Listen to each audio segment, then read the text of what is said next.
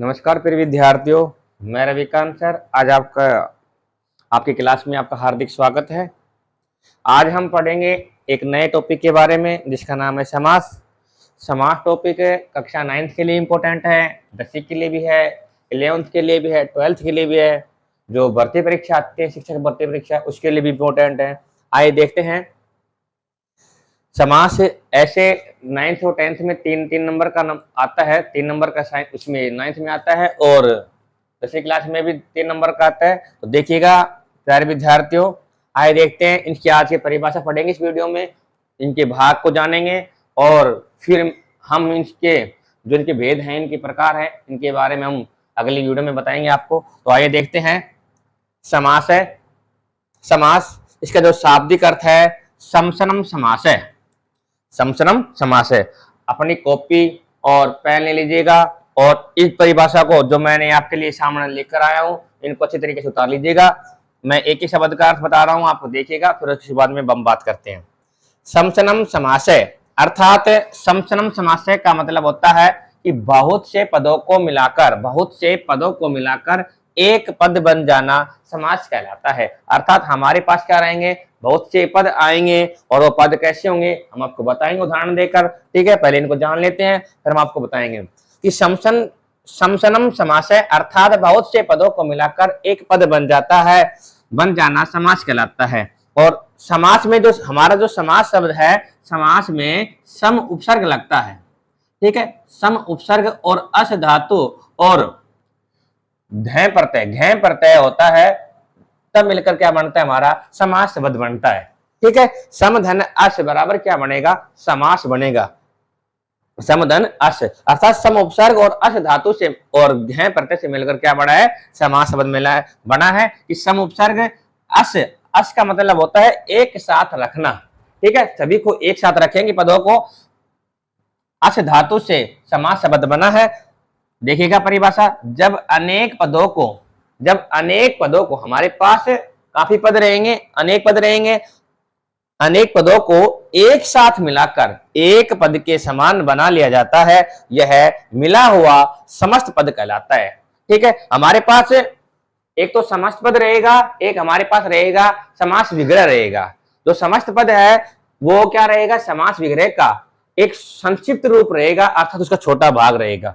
तो यह पदों के मिलने की प्रक्रिया क्या कहलाती है, समसनीय समास कहलाती है।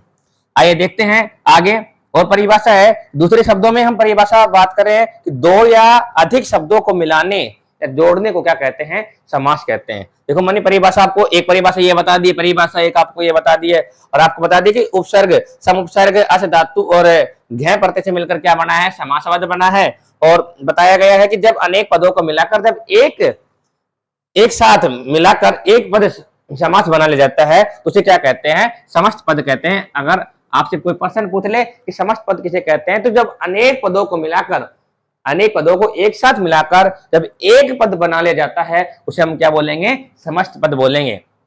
तथा यह पदों के मिलने की प्रक्रिया क्या कहलाती है, समसनीय समास कहलाती है।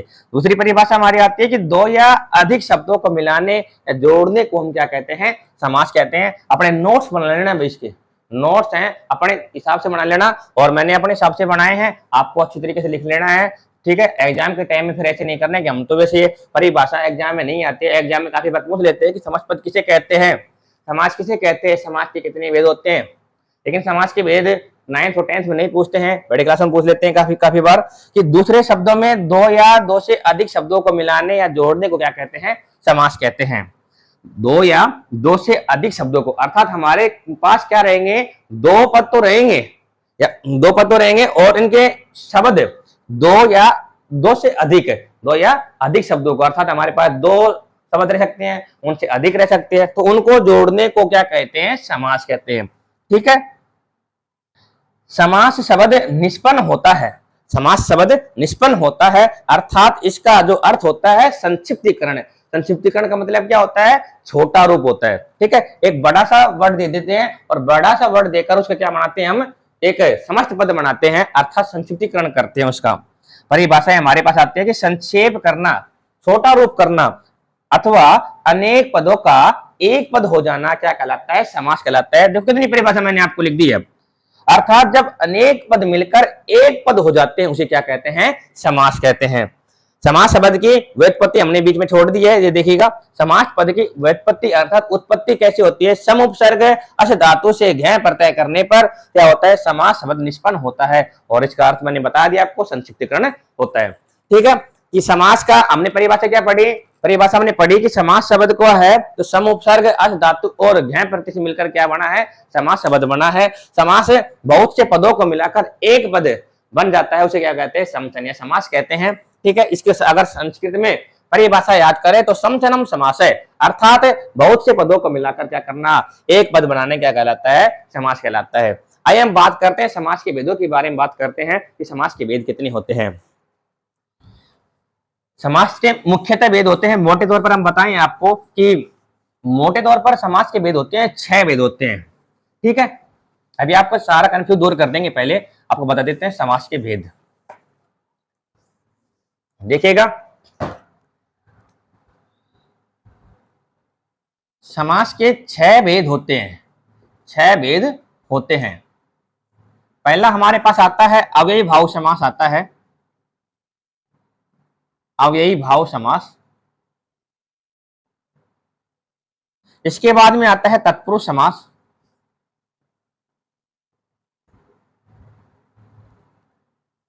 फिर आता है कर्मधारय समास,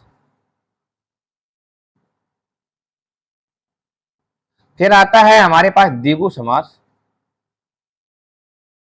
फिर आता है द्वंद्व समास, और लास्ट में आता है बहुव्रीहि समास। बहुव्रीहि समास है। देखिए प्यारे विद्यार्थियों, जो समास होते हैं 6 प्रकार के होते हैं, 6 भेद होते हैं। लेकिन कुछ विद्वानों का मानना है कि जो कर्मधारय और द्विगु समास होता है जो तत्पुरुष का भाग होता है। ठीक है, तो इसी प्रकार हमारे समास कितने हो गए, 4। लेकिन कुछ विद्वान ने इनका संक्षिप्तीकरण करके बताया गया है, शॉर्ट रूप में बताया गया है कि इनको क्या एक समास और आ गया है, हमारे पास आ गए केवल समास है, केवल समास। ठीक है, तो 4 तो ये हो गए और एक केवल समास आ गया, अर्थात कितने भाग हो हमारे समास में, 5 भेद होते हैं। अर्थात एग्जाम में अगर प्रश्न आ जाए कि समास के कितने भेद होते हैं, तो हम बात करेंगे समास के 5 भेद होते हैं। कितनी बात करेंगे, 5 होते हैं, 5 भेद होते हैं। अब आप सोच रहे हो कि सर आपने कभी 6 बताते हो, कभी 5 बताते हो, कभी 4 बताते हो, कंफ्यूज हो रहे हैं हम तो हमें तो एक बताइएगा कि 5 करना है, 4 करना है या 6 करना है। एग्जाम में आ जाए कि समास के भेद कितने होते हैं और ऑप्शन दे दे कि 4, 5, 6, 7, तो हम क्या करेंगे, सर कंफ्यूज हो रहे हैं। तो आपको कुछ भी नहीं करना है, कंफ्यूज वाली कोई बात नहीं है, हमें बात करना है 5 भेदों की बात करनी है। क्योंकि 5 भेद इसलिए होते हैं कि एक तो हो गया हमारा अव्ययी भाव समास हो गया, दूसरा हो गया हमारा तत्पुरुष समास हो गया, और तत्पुरुष समास का जो कर्मधारय और द्विगु समास होता है। ठीक है, इसके बाद में तीसरा नंबर का आता है हमारा कौन सा, द्वंद्व समास आता है, और चौथा आता है कौन सा, बहुव्रीहि समास आता है, और 5वां आता है केवल समास आता है। ठीक है, ये हमारे 5 भेद होते हैं। 5 भेदों के बारे में हम अगली वीडियो में अच्छी तरीके से पढ़ेंगे और एक एक के समास के बारे में हम आपको अच्छी तरीके से जानकारी देंगे। इसी प्रकार आपको जो अव्ययी भाव समास है, तत्पुरुष समास है, तत्पुरुष समास में आपको पहचान बता देता हूं आपको मैं, जो आपकी विभक्तियां हैं, विभक्तियां याद होनी चाहिए हमें। इस प्रकार हमने कर्ता, जो हमने कर्ता है, कारक है, कर्ता, करण, संप्रदान, अपादान, जो भी हमारे जो कारक हैं, जो हमारे जो विभक्तियां हैं, उनको याद रखिएगा। ठीक है, हम आपके लिए एक वीडियो और बनाएंगे कारक की, जो हमारा कम से कम मंथली का हमारा सिलेबस रहेगा, मंथली तक चलता है वो, 15 से 20 दिन तक का हमारी जो वीडियो चलेगी उसमें रोजाना चलेगी कारक की। पहले हम समास के बारे में जानकारी कर लेते हैं, क्योंकि समास की जानकारी इसलिए कर लेते हैं क्योंकि हमारे जो 10वीं क्लास वाले जो बच्चे आ रहे हैं, 9th क्लास वाले जो बच्चे हैं, और भी बच्चे हैं, जो समास का टॉपिक है उनके लिए बहुत इंपॉर्टेंट रहेगा। क्योंकि पहले तो हम समास पढ़ेंगे, इसके बारे में हम विभक्तियां पढ़ेंगे, विभक्तियों का जानकारी लेंगे, कारक टॉपिक में लेंगे। ठीक है, अब हमारे पास अगर प्रश्न पूछ ले कि समास किसे कहते हैं, तो समास किसे कहेंगे बताओ, संक्षिप्तीकरण करना ही क्या कहलाता है, समास कहलाता है। और समास के कितने भेद होते हैं, समास के 5 भेद होते हैं। पहला समास आता है हमारा अव्ययी भाव समास, दूसरा आता है तत्पुरुष समास आता है, तीसरा आता है द्वंद्व समास, और चौथा आता है बहुव्रीहि समास, और एक लास्ट समास आता है हमारा कौन सा आता है, केवल समास है। ठीक है, आज के लिए इतना ही काफी है, फिर मिलेंगे अगली वीडियो में। इसी के साथ मैं आपके उज्जवल भविष्य की कामना कर अपनी वाणी को विराम देता हूँ। धन्यवाद, जय हिंद, जय भारत।